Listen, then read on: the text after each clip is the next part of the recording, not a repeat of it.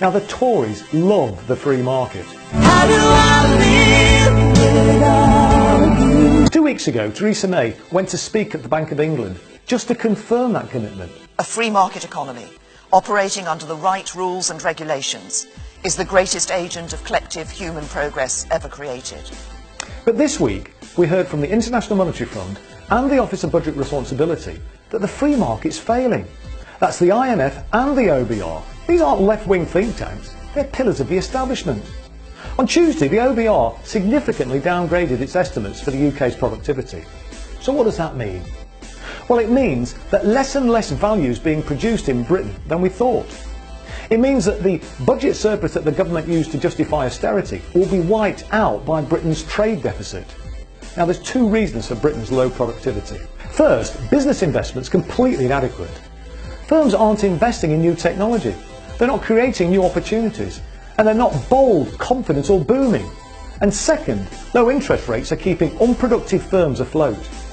The government's model for economic recovery depends on low interest rates based on the idea that if borrowing's cheap, investment will follow. But it isn't. These low interest rates enable unproductive businesses to operate at low profits, discouraging innovation and growth. Now, I'm not advocating a rise in interest rates, but this useless, lazy government's using low rates to avoid intervening in the economy. Then on Wednesday, the IMF stepped into the ring. An IMF report showed that higher taxes are needed to reduce inequality and to improve economic stability.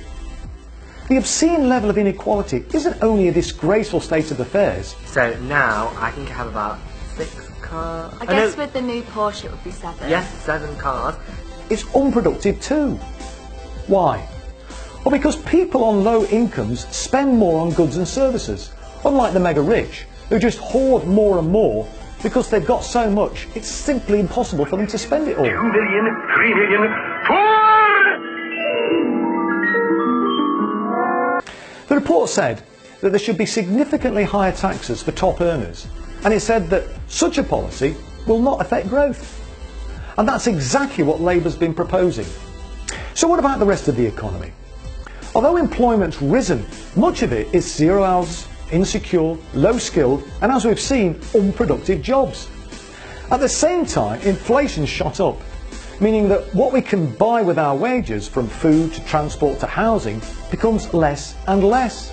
And overall, real wages in Britain have fallen by more than 10% since 2010. Over the past 10 years, the UK has stood out as one of the only countries in Europe to see negative wage growth.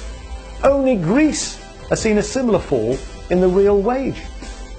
So what's the solution?